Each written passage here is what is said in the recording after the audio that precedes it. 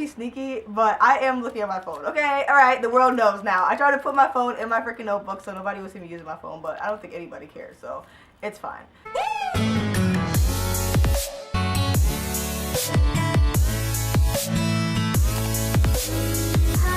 Hello, booktubing world. It's I, Capri Nicole, and I'm back with another video. Let's get to talking. Okay, so this month, as I said before, if you don't know, if you're a new subscriber or you haven't seen my announcement video, for the entire month of February, I'm going to be doing Black-ish content. So all of my videos are going to be Black related, and each week I want to do discussion topics or discussion videos. I made a list of all the discussion topics. I will leave them in the description box below if you want to answer some of the questions yourself in the video. You can, you're more than welcome to, but each week I want to post a discussion video pertaining to those questions. Yeah, let's get into it. So for the first discussion, I collabed with Camille over at Brews and Books, and she does have her own booktube, so I will leave it in the description box below. You guys can check her out. She's super cool. I love her hair. She's super quirky. Her glasses are adorable. I gave her a list of the topics that I made up for the discussions, and she just answered whatever she wanted to. She picked 3 topics, so the topics that she chose are the ones that I'm going to answer as well. So in the discussion videos, if I do a collab, I will insert the clips from the other booktubers' videos. So in this video, I will have Camille's video combined with mine, and she'll answer the question, and then I'll answer the question, and then she'll answer the question, and we'll just go back and forth like that. So yeah, let's get into it. Story time. Talk about a time someone touched your hair, talked about your hair, or put you in an uncomfortable situation in regards to your hair and how you handled it. Oh man, I have so many stories as far as my hair is concerned. Like, I don't know what makes people think they have the right to touch my hair or talk about my hair or have open discussions about my hair and think I want to key in on it, but I have like a list of situations where that's happened to me, like from elementary school all the way up to adulthood. Like, people clearly just don't learn as adults.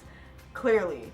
So one of the ones that I remember is when I was deployed, it was constantly brought up how I take care of my hair, what I do to my hair, what I put in my hair. But it's like, I don't care what you put in your hair. So I don't feel like I need to have an open discussion with other people that are from a different race that don't even need this information about what I do with my hair, like I'm some type of like alien force. Like, it just frustrated me because they would make it seem like, I don't know, when it used to be when my hair used to be talked about on deployment, they would ask me like they've never heard of these things before. And I'm just like, educate yourself. Like, it's not my responsibility to let you know what I put in my hair. Like, I get it, you're, you know, a different culture, different race, whatever, but I'm not a science project. It's not my job to let you know what I put in my hair or how I take care of my hair or what texture my hair is. And don't touch my hair. Like, don't touch me. People get triggered when I'm like, don't touch me, but I'm just like, you don't need to touch my hair. I don't want to touch your hair, so don't touch mine. And then another time I was at work and I had space buns, so I had like little buns and I had triangles in the front. And like one of my coworkers was like, "Oh, your hair's so cute," and he like tried to touch one of my space buns. But I'm just like, don't touch my hair. If it's weave, if it's mine, if it's a wig, I don't care. If it's physically on my body, do not touch my hair. Just don't touch it. Like, all the situations with my hair has always been involved with someone touching my hair. Like, I don't get why people feel like they need to put their hands up in my hair, and then when I go off, it's like I'm crazy or something like that. But it's like, I don't do that to anyone else. If I want to see what their hair feels like, I'll ask them or say, "Oh, can I touch your hair?" You can't just be going around grabbing people's head. That is not okay. Jesus. Oh, and then another time when I had my wig that was purple and white, someone came up to me at work and was like, "Oh, like, is that a wig?" Like, trying to fully inspect my head and see if my hair was like a wig or like how I had my hair or how it looked or whatever. I'm just like, it made me so uncomfortable because I'm just like, I don't give a shit what you do to your hair, so I don't understand why you have to be all up in my head trying to pick apart what it looks like and how I got it on my head. And like it makes me feel like it's some kind of zoo animal. Like, it's not my responsibility to help you understand how I did my hair like this or what I did to my hair. Like, unless you're like want to know so you can do it for your own self in the future, that's different. But if you're like looking at me like I'm some animal behind a cage and you're trying to figure out how I did my hair the way I did it, it's really uncomfortable. And I don't understand why people think that they have the right to be all up in my grill. Like, just back up. Like, that's just a trigger. That's just a trigger one. Yeah, so many stories for that one, but we just gonna leave it at those 3. But yeah. Good times, good times. I mostly have always grown up in white communities, white predominant school systems, yada yada yada. So, you know, I was not new to the fact that I was probably you know, second, third, maybe the fourth black person in the whole entire school, there had been many occasions where if I wore my hair curly or if I wore it down, and at this point, I was getting relaxers on my hair. A relaxer is where it relaxes your curls. It makes them straight. And so in school, I would have them. And so there would be times where, hey, my mom couldn't put a relaxer on my hair, or she couldn't go take us to get our hair done. So our hair was curly. And so one day, someone had went and touched my hair. I don't understand the complexity of touching people's hair. She touched my hair, and so African American people, for the most part, they don't produce a lot of oils in their hair. So we have to oil our scalps to keep it from being dry. But she touched my hair and she was like, "Why is your hair so greasy?" Not oily, not, you know, slick, but greasy. Greasy was the great term she used. And I kind of brushed it off. I let her know, I'm like, it's not grease, it's oil to help moisturize my scalp and so I don't get dandruff. Yeah, I just informed her, educated her, and that was that. Do you think when a book depicts a black character, it should be used for promoting the book? Or should the focus remain on the book and later find out that the MC is black? I'm looking off my computer. Don't mind me.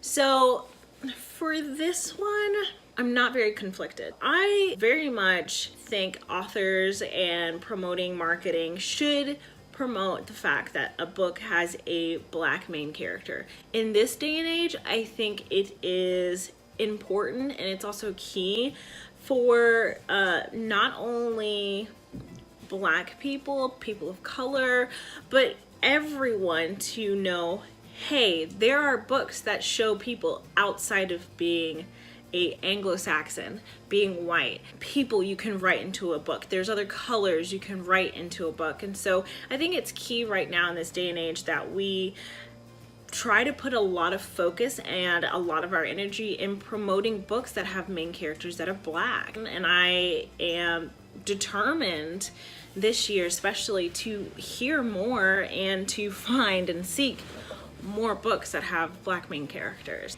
I think it's great that promoting books, you're promoting the fact that there is a black main character, because guess what? We need to know. I want to know. Everyone else wants to know, because hey, the amount of black main characters that's on my shelves, it's like this. So that's a problem. I'm all here for promotion. Okay, so for this topic, I don't know. I'm kind of like wishy-washy with this topic, but I'm going to try to keep it short because I'm not trying to be editing for 6 hours. So when it comes to using the fact that the book has black characters as promotion, I don't know. I feel like it should be used as promo because it'll make black readers or people of color or people that wanted more diversity in books want to go pick up the book. But I also think it should not be the only source of promotion. I was watching Tabby's video over at Keeping Tabs, my book twin, you already know. But she was talking about this. If you have a book with a black main character, that should not be the only source of promoting. So Children, Blood and Bone was constantly pitched that it was all black cast, but it wasn't really promoting what the storyline was. Later or in certain interviews they were going to depths about what the storyline was, but the main promotion was that the whole cast was black. So I don't think that when a book comes out, the main focus should be that all the characters are black or there's a black MC. It should be mentioned, but the storyline is the whole point of the book. So I feel like the storyline should be included in the promotion. It shouldn't just focus solely on the race or sexuality or whatever of the character. It should be, you know, more information about the backstory of the book so that when you go into it, you know if it's something that you'll actually like. You don't want to just pick something up because of the race or because of the cover or whatever, because sometimes it can be disappointing. There's that, but at the same time, I do think it is important to let the people know that this book has this type of character or whatever, just so that they can get excited about that book and excited about seeing someone in it that they connect to, if that makes sense. So I'm like I said, splitting the fence with this one. The final discussion question is, was Black History Month celebrated in your household? And do you plan on celebrating any in your household? Black History Month wasn't predominantly celebrated in my household, in my family's household. We recognized it. It just wasn't a big deal to us because we understood that our history is important. We understood you don't have to celebrate it to acknowledge it. Does that make sense?